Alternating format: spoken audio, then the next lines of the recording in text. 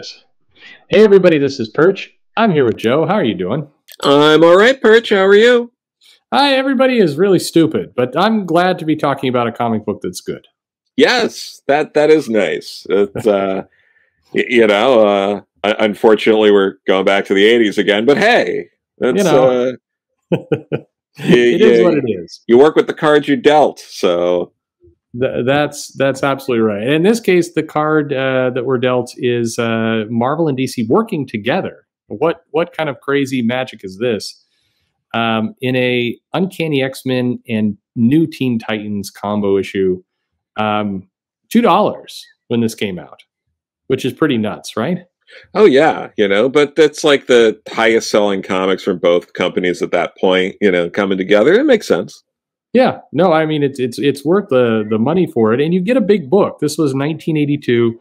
This was 60 odd pages, right? It was a bigger. Yeah, and if they had the rights to it, this would have been in your the third Uncanny X-Men omnibus. Mhm. So but no, we were robbed, just like we were robbed of X-Men versus Micronauts in the fourth omnibus. Yeah, that's true. Yeah. Where is this book? This book is kind of hard to get a hold of now. It's For kind of this hard to get. reason. It's in. Yeah, because you can only get it as the original floppy. It's not been reprinted or anything like that. It's not in the collection. Any big enough store worth a damn usually has copies in their back issue bin. But Yeah. if you're by a big enough store, that shouldn't be a problem. But yeah, it's because they printed a lot because they knew it was going to sell. Yeah, as it turned out, and it did.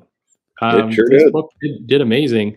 Written by Chris Claremont, penciled by Walter Simonson, and finished by Terry Austin. That's a pretty rock solid team in the '80s. Absolutely, and Glennis Ween on colors, who colored all like close to, what was it? It's got to be close to 200 issues of X-Men. Like, it was nuts. Yeah, an incredible run that gets kind of overlooked. Yeah, because they're a colorist, but also Louise Jones editing Jim Shooter during his time period. And this comic did a bunch of the thing I liked in reading this and getting into it was, unlike a lot of crossovers that would follow between the big two, this comic ignored all of that. It's set in some kind of elseworld reality, but they don't have any kind of long setup for realities merging or some random character you've never heard of breaking between the multiverses to get these things together. This comic just rolls with it as if everyone has always been in the universe forever. it's really ballsy. I really appreciated that they were like, oh no, the Teen Titans, the DC and Marvel are already one universe. Like, they just dive right into that. Which part of what makes this interesting too is this is Louise Simonson, also known as Louise Jones. I don't know how many. I'm sure there are people listening who there's always one who didn't realize, like, oh, they're the same person. That's crazy. but yeah, so. She's the editor on this, but Len Wein is also a consulting editor over at DC, who we all know was part of the relaunch for Uncanny and handed it over to Claremont, because, as crazy as it sounds today, Len couldn't care less about the X-Men and handed it off to someone who did. He was like, I started up again. This is the last thing I want to do. Let's give it to this Chris Claremont guy. Yeah, and history came from that. But yeah, it is a very, the thing I love about the fact they just dive in and like you said, it's ballsy. They just go for it. Is you save a third of the issue of dumb bullshit, and and that's so wonderful. I reading back on this, I had forgotten. That they didn't bother with that setup, and instead, there's even this kind of neat throwaway line where the Titans are like, the X-Men, I wonder why we haven't fought them yet. Well, yes. And it's like, they don't care. It's cool. But this is kind of the classic team of the X-Men. This is kind of set right when Kitty Pryde was pretty early on in the X-Men, right? Yeah, this is pretty early. If we're talking 82, this is after. It's after Dark Phoenix and all that. After this should be after Days of Future Past and stuff like that. This is basically the same team you have for like God Loves Man Kills. Yeah. Like right around then. Yeah. This is before he had taken off, or at least he's inserted into the comic because it makes sense with what they're going to do with Phoenix. And the Titans team at this point is kind of the classic team we're familiar with Perez and others. We've got Beast Boy, we've got Starfire, we got Raven, we got Cyborg, we got Wally as Flash. It's a lot of characters. Yes. This comic juggles a lot of people in it, and most of them are DC characters by and large, wouldn't you say? It is a lot of DC because we also get a lot of Deathstroke the Terminator is going on here, and interesting enough with this is Darkseid was still not like the biggest villain ever at DC. I feel like this is before he really, because this is several months before the Great Darkness saga. Yeah. So it's interesting that they're like, okay, we got to use Darkseid, we got to use Dark Phoenix and all that here. When I feel like they were still getting to that point of this is well before Darkseid was behind everything ever. Yeah. No, he's still kind of he's outsourcing a lot of the job to Deathstroke in this.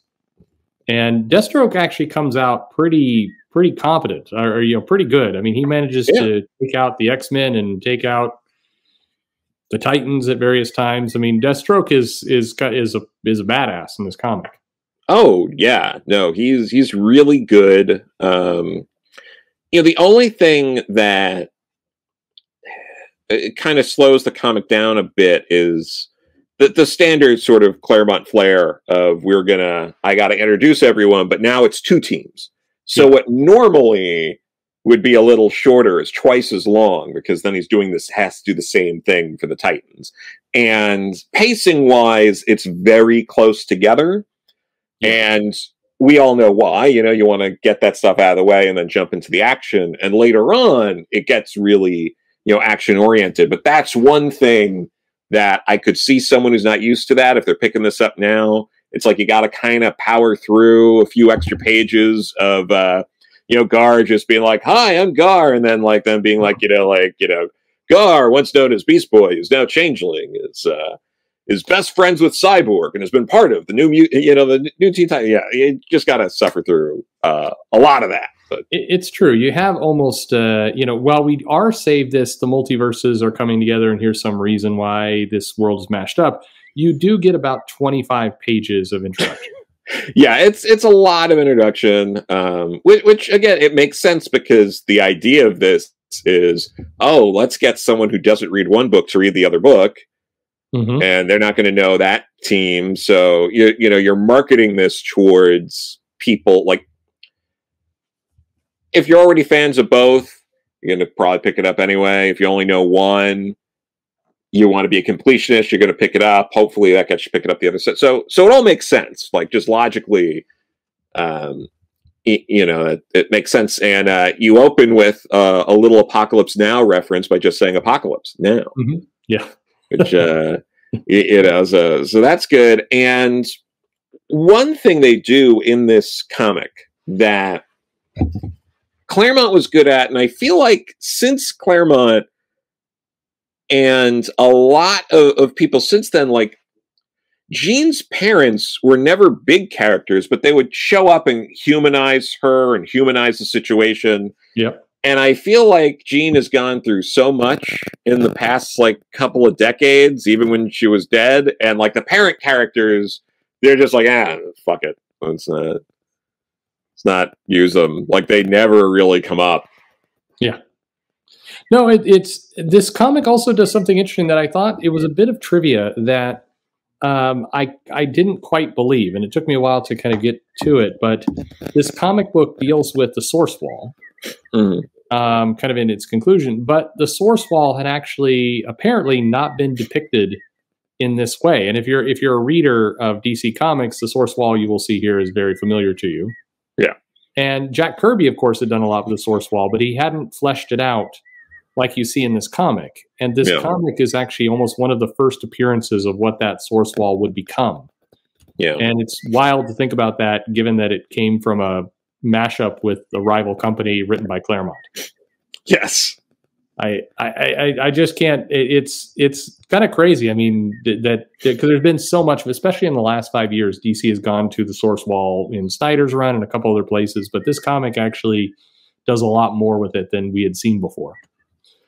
That's interesting. That makes a lot of sense. That's some nerd trivia for you there. That take to your comic shop. But basically, the setup here is that Darkseid's trying to get some evil things going. He's got his evil plot, and he's going to summon Dark Phoenix as a way to kind of expand his power and take over the galaxy, make a second apocalypse, and mess everything up. The X-Men are traumatized because at this moment, the death of Jean Grey is still not that far off. It's been fairly recent. The Titans are in this adventure just kind of because Deathstroke's doing some things and villainy. But to the X-Men, this comic is relatively personal, and there's an edge to it the way it's written. Yeah, and I mean they make it personal for the Titans by having Deathstroke involved. Yeah.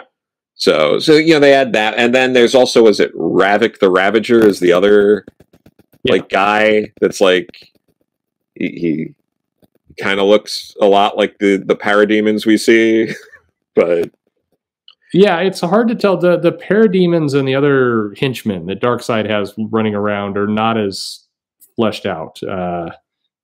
But yeah, we get Deathstroke taking out the X-Men like we were saying before, and then Ravik's taking out the Titans. Mm-hmm.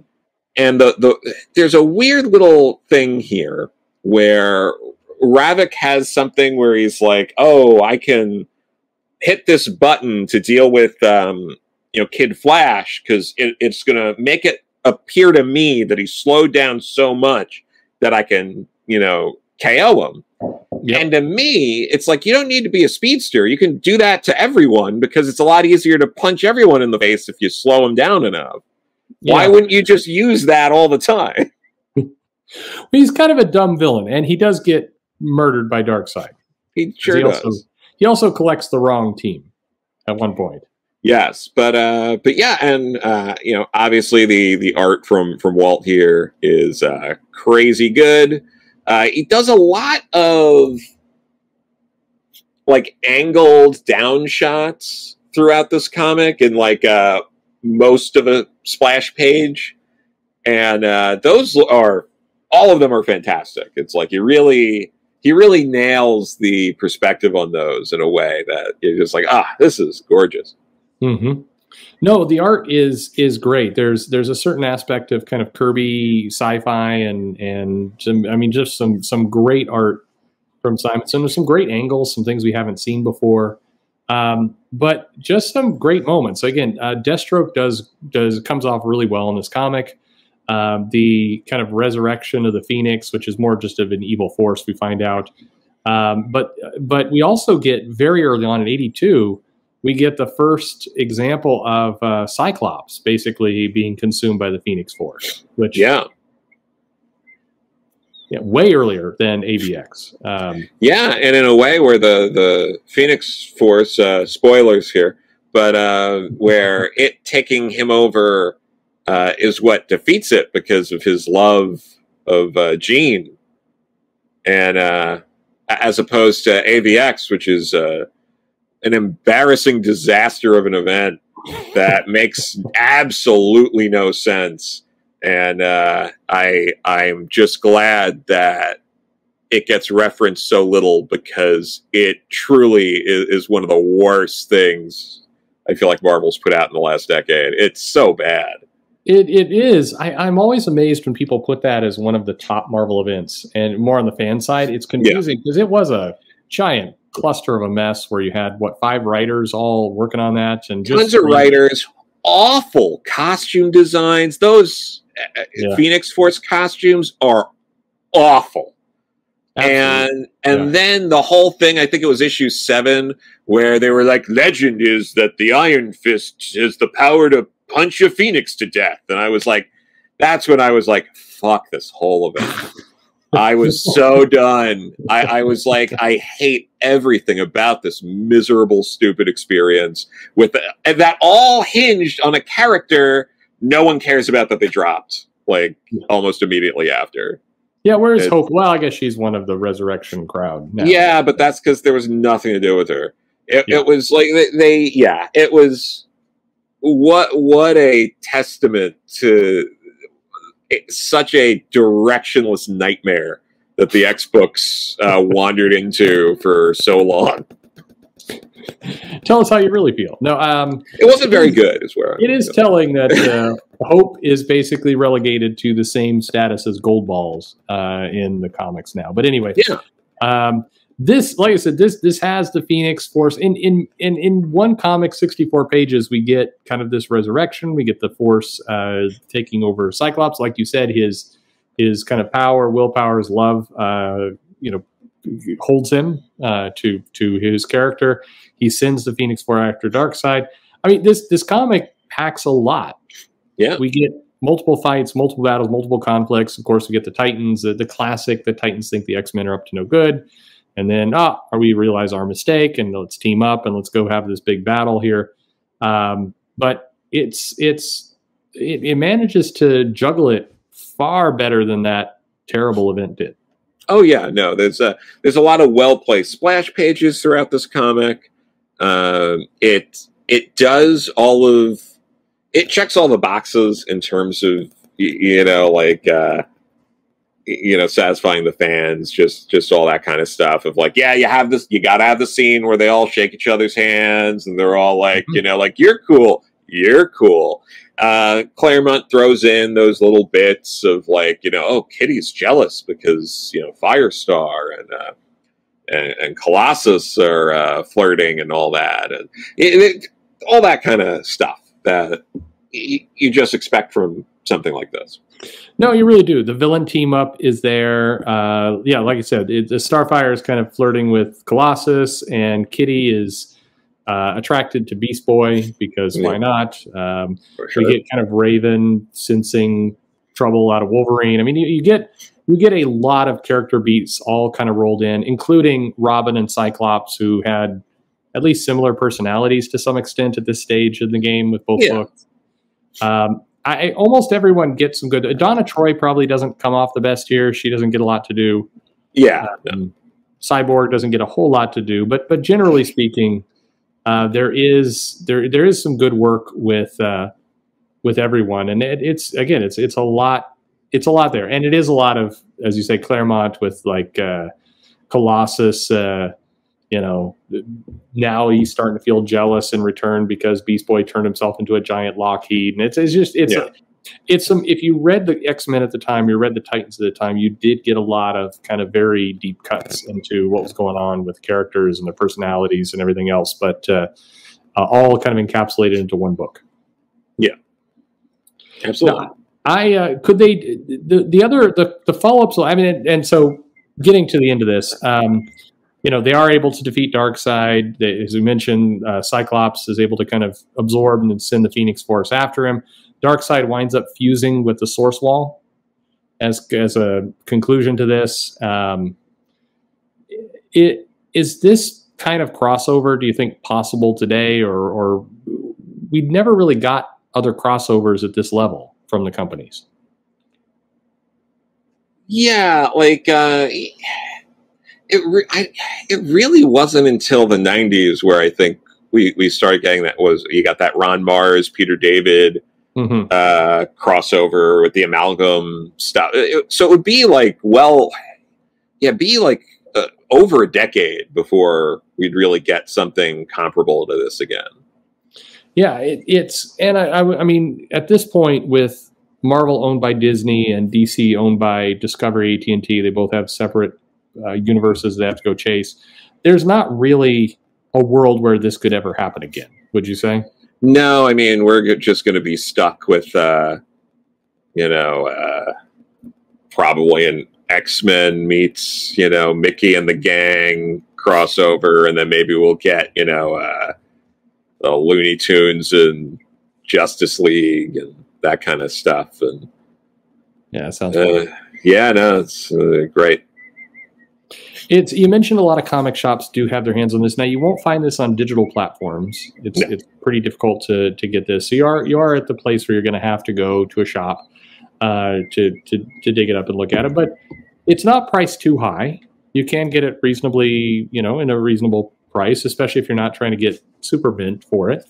But I do think it's a big kind of hallmark. It does a good job handling the crossover, the characters. You mentioned the parents. They even got a little Claremont tease of, but who warned the parents if Dark Phoenix was this energy source? And so there's a couple little dangling mystery threads here. Yeah. But I don't know. In terms of a crossover between companies, I think you'd be hard-pressed to come up with something that, again, maybe not a story for the ages, but manages to try and do best by both companies. Yeah, I mean, ultimately, like any of these crossovers, it's fan service. Sure. And that's what you're getting it for. You're getting it for those kind of moments. You're not getting it for a really powerful story. But very few events are worth it either. I feel most of the more powerful stories tend to run in individual comics and not in events or special things like this. So yeah, for sure. I think it's kind of weird, and it speaks to kind of the time capsule nature of all this, that you're going to do this kind of event, two very popular teams owned by both companies, all the complexity around that. You still put arguably the hottest writer at the time, or one of them, Chris Claremont, on it. Simonson, certainly a superstar artist at the time, and they put a talent on this book. Yep. Even though it was a combo book between the two of them, they didn't cheap out like we see people do. Absolutely. I think it's great. I mean, I think this is if you haven't seen this book, if you haven't come across it, it's definitely one to go check out and find. One of those pieces of comic history. And yeah, I don't know. I have no complaints. No, for sure. I mean, after reading something like this, you'll probably find yourself wanting to dive into either X-Men or Teen Titans of the time and getting back into that kind of mindset. But yeah, it's a solid crossover. It's easily one of, if not the best one. Certainly as a standalone. I think a lot of stuff in the 90s where you had the Amalgam Universe and you had like these like one shots and miniseries, like that's almost its own separate thing. You can't even really begin to parse through. But I think though that this is kind of when customers and fans are wanting a crossover. I think this is what they have in mind. This idea of like, let the team I recognize meet the other team I recognize and have an adventure together. It doesn't need to make long-term sense. You don't need to create a huge framework around it. I don't want to see Batman and Wolverine merging together into a new character. I want to see the Batman I know meet the Wolverine I know and do something. Yeah, for sure. And in that respect, I think that's what this comic tries to deliver, and it does. Yeah. No, it absolutely does. It certainly accomplishes its goal and looks nice doing it. Yeah, nothing wrong with that. Well, Joe, thank you very much. What else are we going to talk about in the near future for comics? Definitely Englehart's Cap run. Definitely want to tackle the Magic Wars with the Legion that lead up to 5 years later. That'll be good. There's no shortage of stuff we want to tackle. I still want to do Clumsy. There's a few other, still want to do Space Beavers, or Space Beaver rather. Definitely need to do Space Beaver. Yeah, that's a great one. There's a lot coming up that we'll be tackling soon. Wonderful. Well, I can't wait to get to some of those. So Joe, thank you for talking today, and we'll talk to everybody soon. Sounds good.